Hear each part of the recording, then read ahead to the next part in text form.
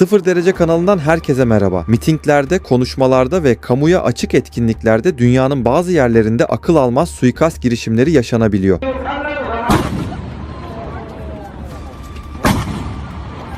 Aslında bu tür organizasyonlarda böyle bir olayın yaşanma ihtimali milyonlarca etkinlik içinde belki de bir ya da birkaç kez görülebilecek kadar düşük. Ancak gerçekleştiğinde saniyeler içinde tarihe geçen görüntülere dönüşüyor. Bugün kameralara yansımış ve dünya gündemine oturmuş o anlara birlikte göz atacağız.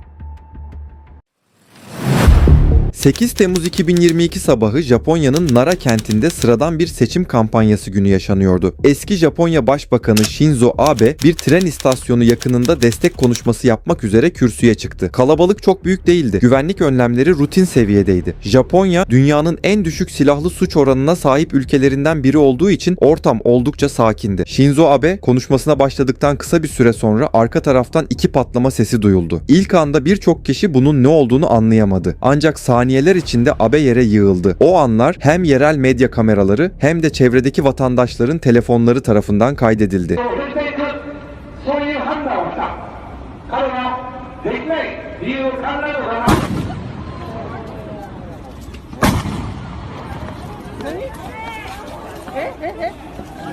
Shinzo Abe ağır yaralı olarak hastaneye kaldırıldı ancak tüm müdahalelere rağmen hayatını kaybetti. Bu olay Japonya'da ve dünya genelinde büyük bir şok etkisi yarattı. Çünkü Japonya'da silahlı saldırılar son derece nadir görülür. Ülke sıkı silah yasalarıyla bilinir ve siyasi liderlere yönelik saldırılar neredeyse hiç yaşanmaz. Shinzo Abe, Japonya'nın en uzun süre görev yapmış başbakanıydı ve hem ülke içinde hem de uluslararası arenada etkili bir figürdü. Bu nedenle olay sadece Japonya'da değil tüm dünyada geniş yankı uyandırdı. Birçok dünya lideri taziye mesajları yayımladı. O gün yaşananlar modern Japon tarihinde unutulmayacak bir kırılma noktası olarak kayıtlara geçti. Kameralara yansıyan o saniyeler bir ülkenin güvenlik algısını ve siyasi atmosferini derinden etkiledi. Bu olay kamuya açık etkinliklerde güvenlik önlemlerinin ne kadar kritik olduğunu bir kez daha hatırlattı. 10 Eylül 2025 tarihinde Utah Valley Üniversitesi kampüsünde bir tartışma etkinliği düzenlendi. Amerika'da gençlere yönelik siyasi çalışmalar yürüten oluşumun kurucularından ve muhafazakar çevrelerin önde gelen isimlerinden Charlie Kirk öğrencilerle bir araya gelmişti. Yaklaşık 3000 kişinin katıldığı açık hava programında atmosfer yoğundu. Charlie Kirk sahneye öğle saatlerinde çıktı ve izleyicilerle soru cevap şeklinde konuşmaya başladı.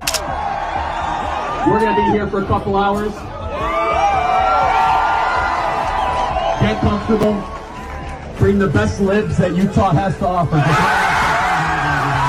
Saatler 12:23'ü gösterdiğinde tek bir silah sesi duyuldu. İlk anda kalabalık sesin nereden geldiğini anlayamadı. Ancak saniyeler içinde Charlie Kirk'ün boynundan vurulduğu fark edildi. İnsanlar panikle yere yattı. Güvenlik görevlileri hızla sahneye yöneldi. O anlar hem basın kameraları hem de etkinliğe katılanların cep telefonları tarafından kaydedildi.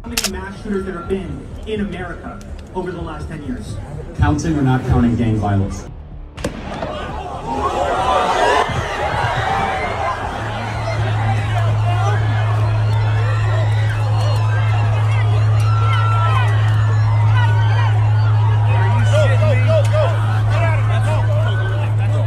Yetkililerin açıklamasına göre saldırı kampüs içindeki bir binanın çatısından yaklaşık 130 metre uzaklıktan gerçekleştirildi. Charlie Kirk hemen hastaneye kaldırıldı ancak yapılan tüm müdahalelere rağmen hayatını kaybetti. Olayın ardından geniş çaplı bir arama başlatıldı ve ertesi gün 22 yaşındaki Tyler James Robinson teslim oldu. Şüphelinin saldırıyı gerçekleştirdikten sonraki kaçış anı da güvenlik kameralarına yansıdı. Görüntülerde bir çatıdan atlayarak hızla bölgeden uzaklaştığı görüldü.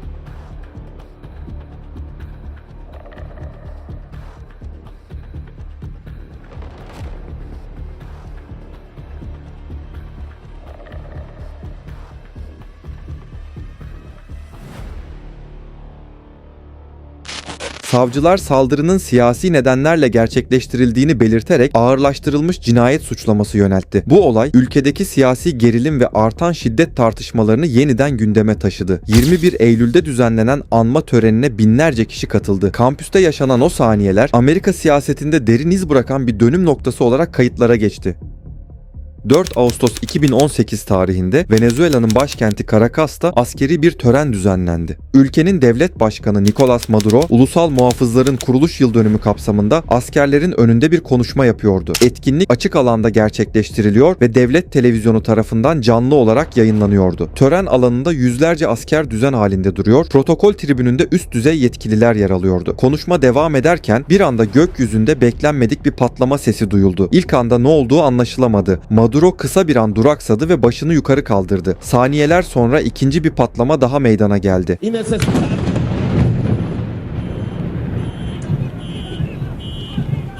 Y necesitamos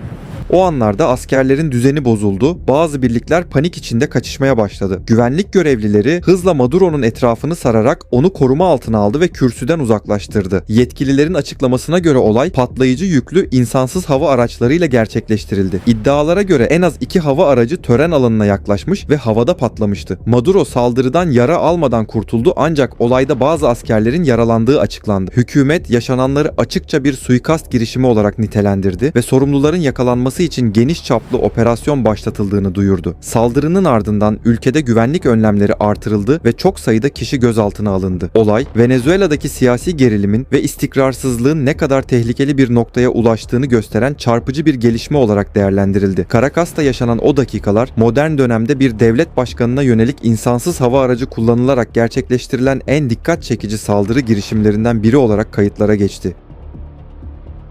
Sıradaki olay Brezilya'da Juiz de Fora kentinde bir seçim kampanyasında yaşandı. 6 Eylül 2018 tarihinde Cumhurbaşkanı adayı Jair Bolsonaro destekçileriyle buluşmak üzere şehir merkezinde düzenlenen etkinliğe katılmıştı. Seçim süreci oldukça gergin ilerliyordu ve Bolsonaro ülke genelinde yoğun miting programı yürütüyordu. Etkinlik sırasında kalabalığın arasında destekçilerinin omuzlarında taşınarak ilerliyor. Çevredeki birçok kişi ise cep telefonlarıyla görüntü kaydı alıyordu. Tam bu sırada kalabalığın içinden bir kişi aniden Bolsonaro'ya yaklaştı ve bıçakla saldırdı. O anlar saniyeler içinde kameralara yansıdı.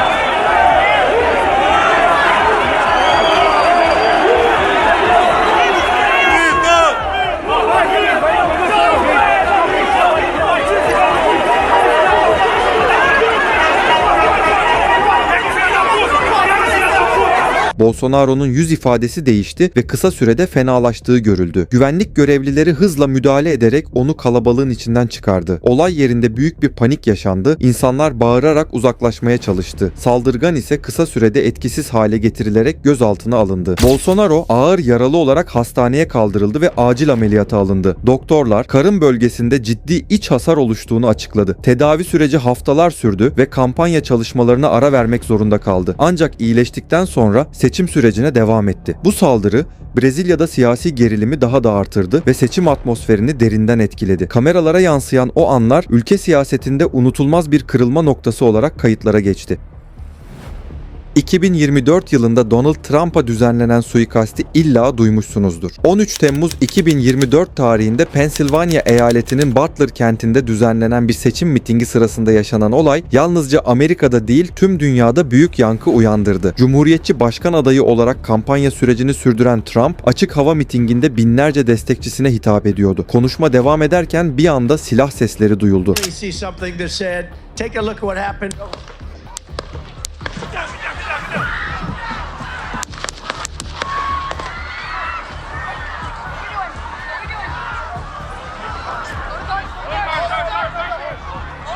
İlk anda kalabalık ne olduğunu anlayamadı. Trump kürsüde konuşurken sağ kulağına doğru bir hareket yaptı ve saniyeler içinde yere eğildi. O anlar mitingi kaydeden kameralar ve canlı yayın ekipleri tarafından görüntülendi. Güvenlik görevlileri hızla sahneye çıkarak Trump'ın etrafını sardı ve onu koruma altına aldı. Yetkililerin açıklamasına göre saldırı miting alanına yakın bir noktadan gerçekleştirildi. Olayda bir miting katılımcısı hayatını kaybetti. 2 kişi ağır yaralandı. Trump ise kulağından yaralandı ancak bilinci açıktı. Güvenlik güçleri saldırganı kısa sürede etkisiz hale getirdi. Bu suikast girişimi 2024 seçim sürecine damga vuran en kritik olaylardan biri olarak kayıtlara geçti. Kameralara yansıyan o saniyeler modern Amerikan siyasetinin en çarpıcı anlarından biri olarak hafızalara kazındı. Videoyu izlediğiniz için hepinize teşekkürler. Bana destek olmak için aşağıdan videoyu beğenmeyi ve abone olmayı unutmayın.